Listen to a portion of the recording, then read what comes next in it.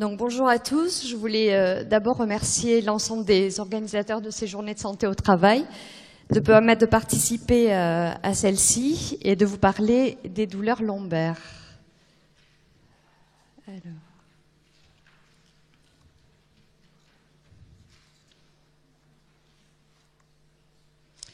Donc en introduction, je vais rappeler un petit peu le plan qu'on va suivre pendant cette demi-heure. Tout d'abord, quelques données épidémiologiques, en précisant que la lombalgie est, comme vous le savez, un symptôme très fréquent, avec une prévalence qui ne fait que croître dans les pays industrialisés.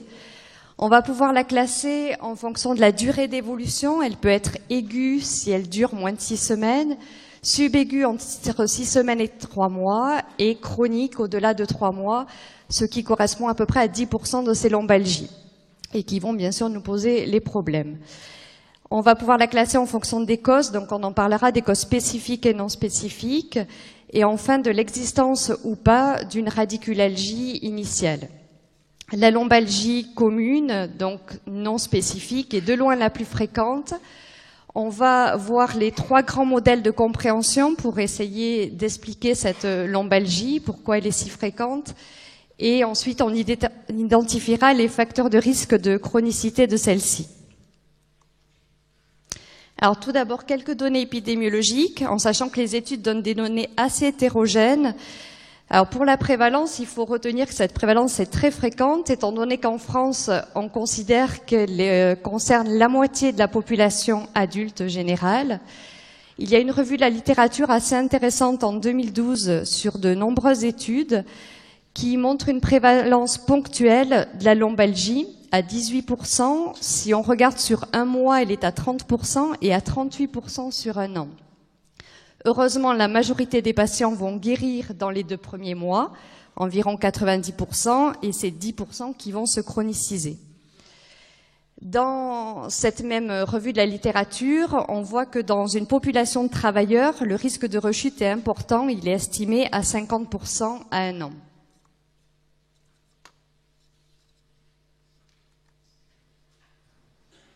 Alors, j'arrive pas à passer à la... Oh, alors, du coup, je passe trop vite. Voilà. Donc, le retentissement sur le travail, comme vous le savez, il est majeur. En France, c'est la première cause d'accident de travail, responsable d'arrêt de travail, avec une durée moyenne de ces arrêts qui est de 55 jours. Et on sait très bien que plus l'arrêt est long, plus le risque de non-reprise va augmenter. La probabilité de retour au travail après 6 mois d'arrêt, elle est de 40% et elle chute à 15% après un an.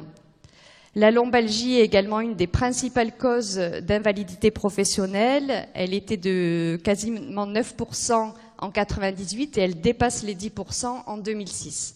Et donc l'ensemble de cela est responsable d'un coût économique majeur en France, mais dans tous les pays industrialisés. Alors, quelles sont les causes de lombalgie?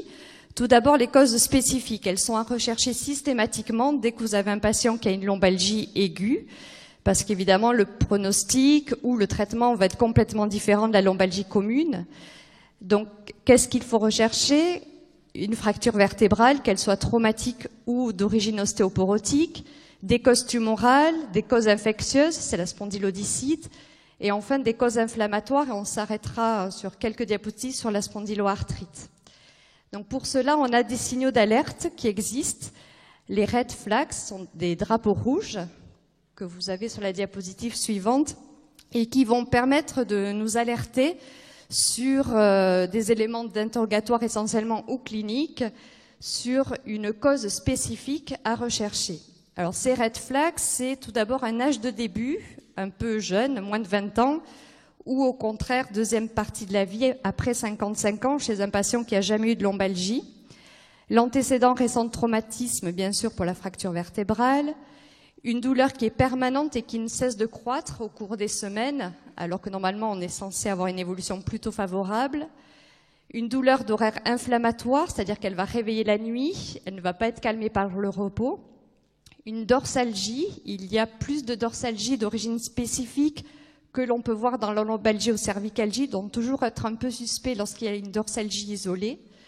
L'antécédent de cancer, de tumeur maligne, bien sûr.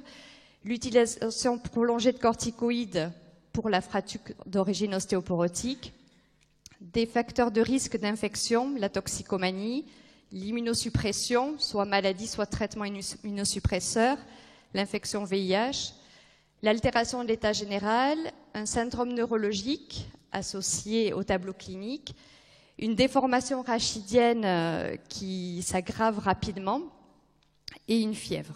Donc tout ça doit nous alerter sur le risque de cause spécifique.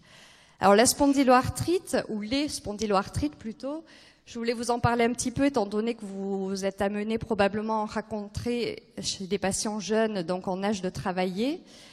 On a une nouvelle définition et on différencie 3 formes de spondyloarthrite.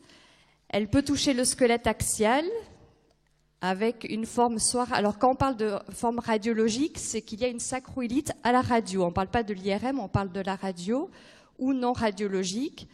Cette spondyloarthrite, elle peut être périphérique et dans ce cas-là, elle va toucher les articulations et elle peut être érosive ou non érosive. C'est le cas par exemple du rhumatisme psoriasique qui fait partie de ce groupe des spondyloarthrites. Et enfin, les spondyloarthrites anthésiitiques, c'est-à-dire qu'elle va toucher l'insertion d'un tendon ou d'un ligament au niveau de l'os, créer cette inflammation. Et par contre, lorsqu'il n'y a qu'une forme anthésitique, c'est là où on a souvent des problèmes diagnostiques avec notamment les syndromes fibromyalgiques. Alors la spondyloarthrite, la prévalence en France, c'est entre 0,5 et 1%. En tout cas, c'est moins d'1% de la population.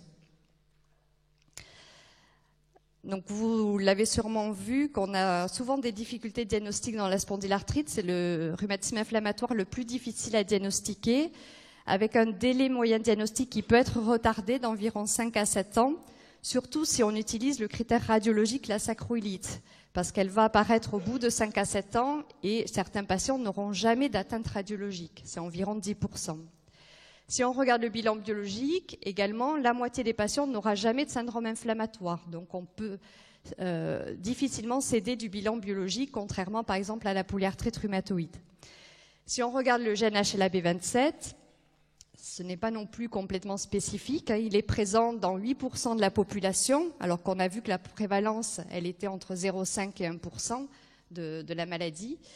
Et certains patients qui ont une véritable spondyloarthrite vont ne pas appartenir à ce gène. Ça représente quand même 10 à 30%. Donc c'est une aide au diagnostic, mais ce n'est pas suffisant. Donc là, c'est un exemple de radiographie. Alors sur la radio du bas, vous avez une radiographie du bassin qui est normale, où vous voyez très bien les articulations sacroiliaques. Et par contre, en haut, vous ne les voyez plus, elles sont complètement soudées. Donc là, évidemment, quand on a une radio comme ça, on a peu d'erreurs diagnostiques, ça peut être qu'une spondyloarthrite. Mais on a rarement une radio comme ça, surtout au moment du diagnostic, évidemment. Si on a une radio normale, on va demander à ce moment-là une IRM qui va pouvoir nous montrer des lésions donc inflammatoires, pas structurales comme on a vu tout à l'heure, de façon plus précoce que la radiographie, en sachant qu'également c'est pas du 100%, c'est environ 60% des patients qui ont une spondyloarthrite qui vont avoir une IRM positive, et on s'aperçoit de plus en plus aussi qu'il y a beaucoup de faux positifs, surtout chez la femme de plus de 50 ans, enfin en tout cas le patient de plus de 50 ans, et encore plus chez la femme qui a eu des accouchements par voie basse. Donc aussi, toujours être vigilant sur l'exemple de cette sacroïlite en reprenant toujours la clinique. C'est d'abord la clinique qui prime avant l'imagerie dans le diagnostic de spondyloarthrite. Donc là, évidemment, c'est évident. Vous avez un hypersignal franc au niveau du pied de l'aile iliaque du côté gauche, que vous pouvez voir si j'arrive à faire marcher le... Vous voyez ici. Donc là, évidemment, c'est flagrant. Et donc, c'était bien une spondyloarthrite au vu de la clinique.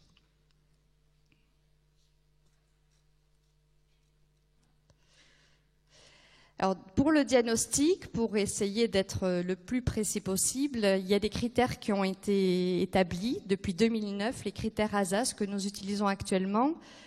Alors, c'est pas non plus formidable, mais ça permet d'avoir une idée sur le diagnostic. On utilise ces critères uniquement chez des patients qui ont une lombalgie qui dure depuis plus de 3 mois. Hein. Ce n'est pas dans la lombalgie aiguë non plus qu'on peut faire un diagnostic de spondyloarthrite. Il faut quand même quelques semaines d'évolution. Et un âge de début, ça c'est important, inférieur à 45 ans. Un âge des débuts des symptômes en tout cas. Parfois on les voit quelques années après, mais ils nous disent que cette lombalgie, ce dérouillage matinal, ils l'ont déjà depuis quelques années. Donc soit on rentre dans le diagnostic par la porte de la radio ou de l'IRM avec la sacroïlite, et à ce moment-là il faut plus d'un signe clinique de spondylarthrite, ou par la porte, si on n'a pas de sacroïlite radio-IRM, par le gène HLA-B27, et à ce moment-là il faut 2 signes de spondyloarthrite dont on passera assez vite. Vous pouvez trouver facilement ces tableaux. Alors, l'intérêt d'un diagnostic précoce dans la spondyloarthrite, c'est d'éviter surtout d'abord les explorations inutiles et les traitements inappropriés, d'utiliser les anti-inflammatoires dès le diagnostic, c'est le premier des traitements, et la rééducation, et en cas d'échec de plusieurs anti-inflammatoires, de proposer un traitement de fond, comme par exemple les anti-TNF, qui, on sait, sont d'autant plus efficaces qu'on les utilise assez tôt dans la maladie. Mais bien sûr, après échec des traitements anti-inflammatoires. Donc après les causes spécifiques, toujours un peu de mal à passer la diapo.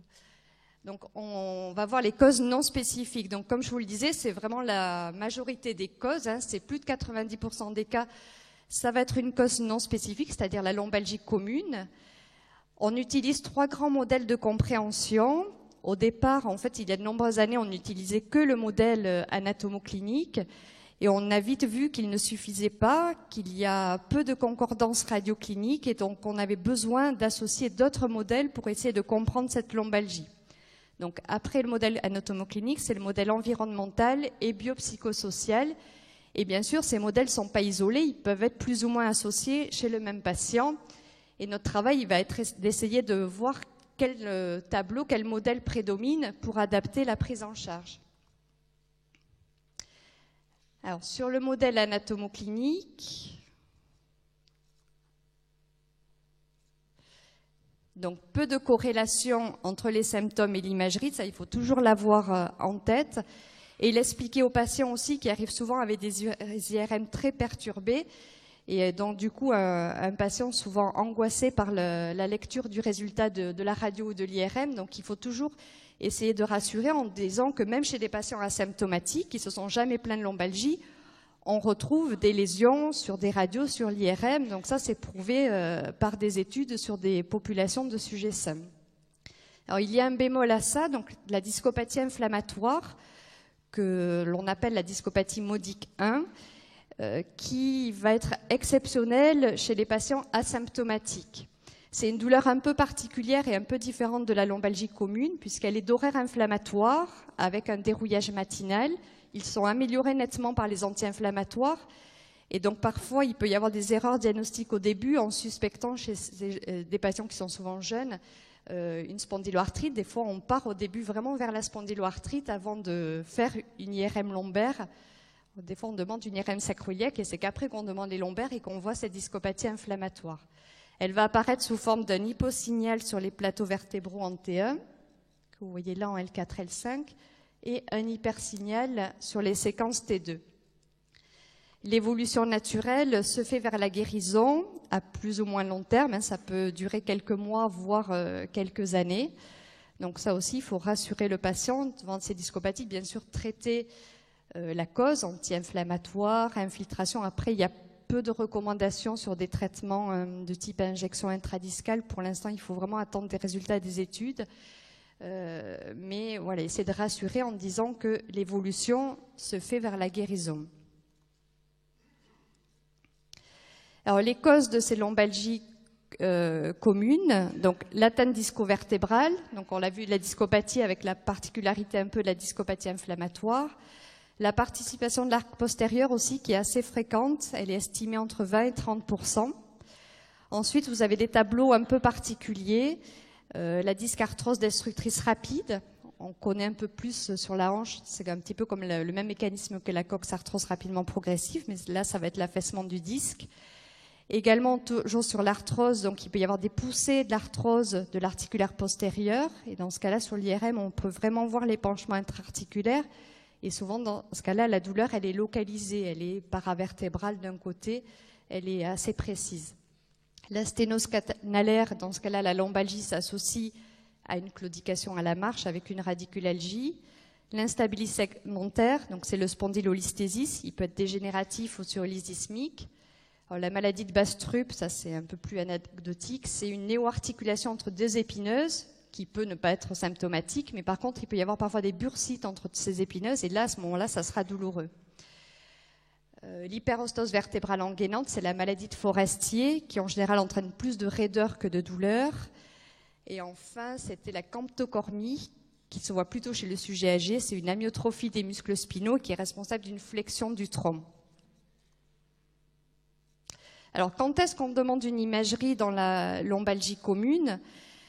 Donc, on a des recommandations pour cela. Alors, elles datent un petit peu, elles datent déjà d'une quinzaine d'années, de 2000.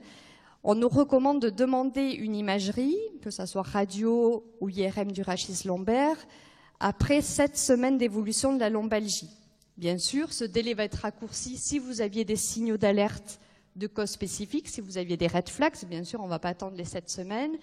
Si vous voulez faire un traitement où vous avez besoin d'une radiographie standard pour voir la structure du rachis, de type manipulation, élongation, infiltration, dans ce cas-là, on fera une radio.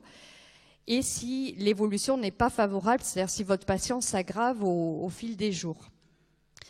Donc, le but de ces recommandations, c'est bien sûr de faire des économies, vu qu'on a vu que la prévalence, elle est majeure dans la population générale. On ne va pas faire une radio à toutes les lombalgies aiguës. On a vu que la majorité guérissait spontanément en quelques semaines. L'autre intérêt aussi, c'est qu'il y a peu de concordance radioclinique et que cette imagerie, si elle est dite positive, c'est-à-dire si on retrouve des lésions, dans ce cas-là, elle va vraiment être source d'angoisse pour le patient. Et on va voir qu'elle fait partie intégrante des facteurs de risque de chronicité. Donc ensuite, le modèle environnemental que vous rencontrez souvent chez les patients du BTP. Donc c'est l'utilisation excessive du rachis par la manutention de charge, par les postures prolongées en flexion et rotation du tronc, et également l'exposition aux vibrations. Alors, le port de charge, c'est clairement démontré que c'est un facteur de risque de lombalgie, mais il y a quelques notions qui ont du mal à ressortir comme significatives dans la littérature. Notamment, est-ce qu'il y a une manutention qui est plus responsable de lombalgie ou pas? Le fait de pousser, de soulever, de pivoter, est-ce qu'il y a une manutention qui est plus responsable de lombalgie? Ça, c'est pas clairement démontré.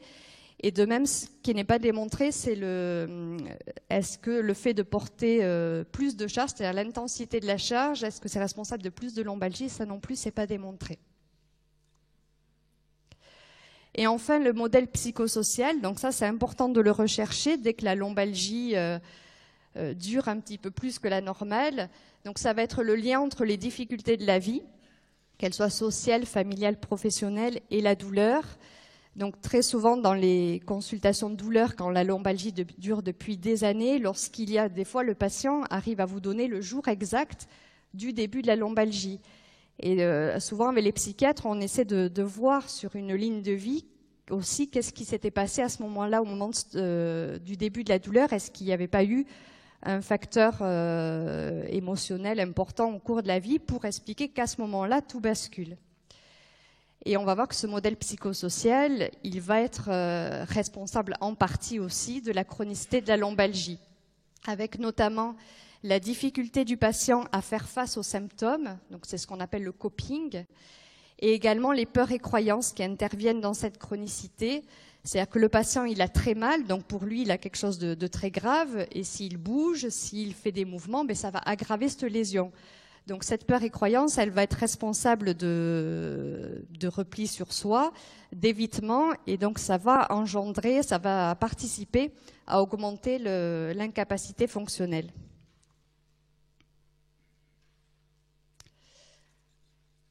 Alors là, je suis revenue en arrière.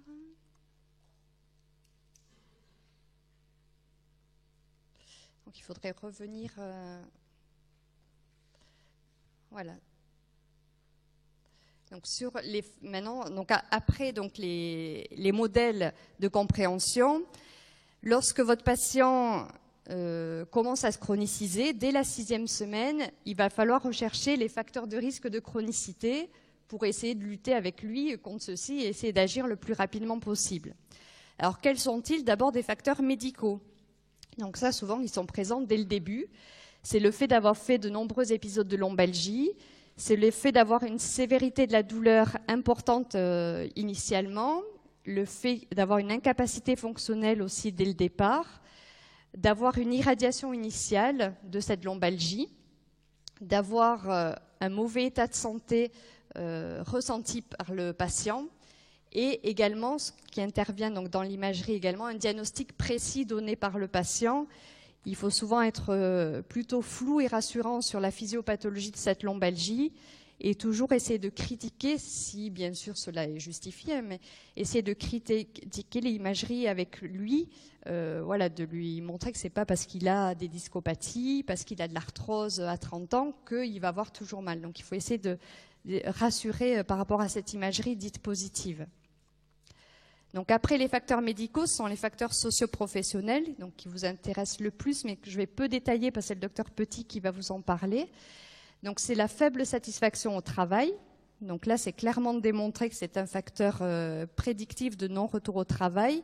De même pour le stress perçu au travail. Alors les facteurs d'indemnisation aussi, bien sûr, interviennent, mais avec des résultats divergents en fonction des études.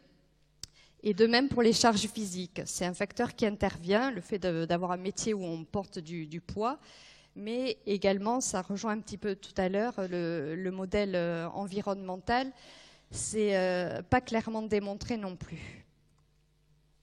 Et enfin, les facteurs psychologiques, donc c'est l'angoisse, sont des éléments de dépression, la tendance à la somatisation, la mauvaise capacité à faire face à la douleur, la tendance au catastrophisme, et les peurs et croyances. Donc tout ça vont être des facteurs de risque de chronicité.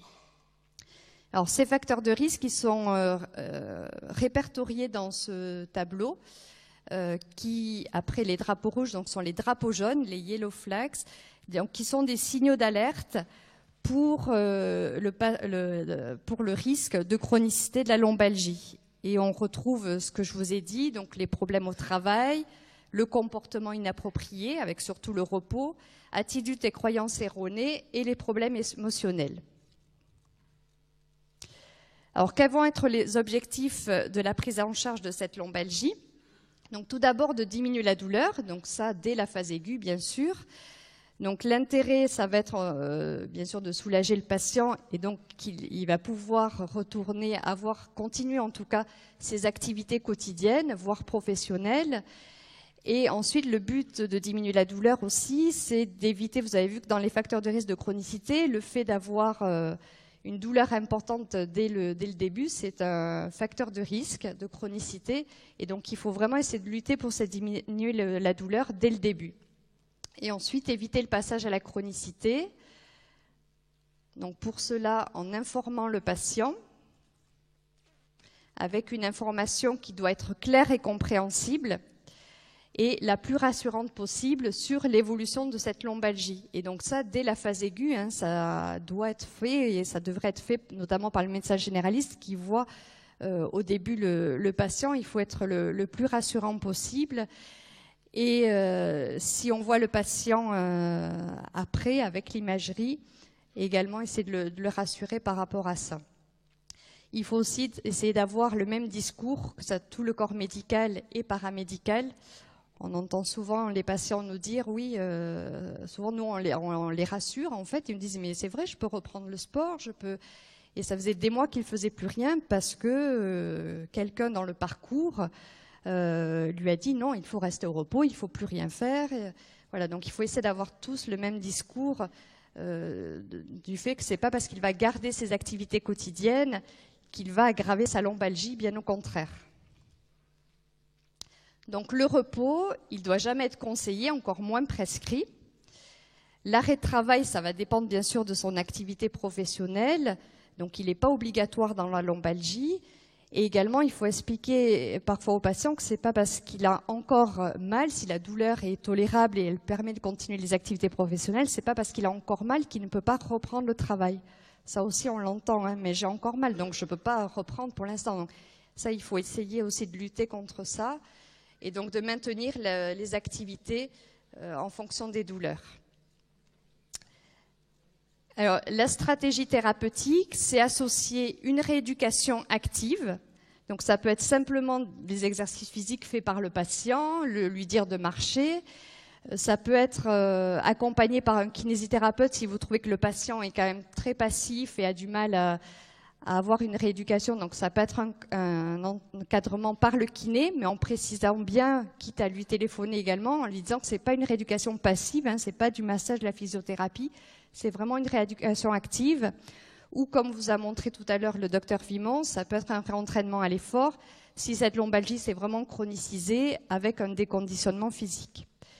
Et associé à la rééducation, associer donc cette information pour améliorer les connaissances de la lombalgie et donc supprimer ces renforcements de comportements douloureux. Donc tout ça est répertorié dans des stratégies thérapeutiques sur les recommandations de la NAS. Donc la prise en charge de la douleur, c'est médicamenteux et non médicamenteux également, il ne faut pas l'oublier. C'est restaurer la fonction par l'exercice physique, l'accompagnement psychologique si vous avez vu que votre modèle psychosocial prédominait ou s'il y avait des éléments, donc il faut savoir le rechercher et orienter le patient si besoin. Et la réinsertion professionnelle en prenant un contact précoce avec le médecin du travail. Donc en conclusion, donc devant un patient lombalgique, alors on va d'abord rechercher une cause spécifique en utilisant donc les drapeaux rouges, les red flags. Dans la lombalgie commune, qui reste de loin la pathologie la plus fréquente dans la lombalgie, on va essayer de rechercher les 3 modèles, anatomocliniques, fonctionnels et psychologiques, et en fonction adapter le traitement en fonction du modèle prédominant. Et dès la 6e semaine, rechercher les facteurs de risque de chronicité avec les drapeaux jaunes. Donc, c'est les problèmes au travail, le comportement inapproprié, le repos excessif, les croyances erronées du patient et également les problèmes émotionnels. Et toujours avoir une attitude rassurante et avoir un message clair donc et rassurant et toujours essayer d'encourager à la poursuite ou à la reprise, si ça a été arrêté, au moins des activités quotidiennes et si possible professionnelles bien sûr. Voilà, je vous remercie.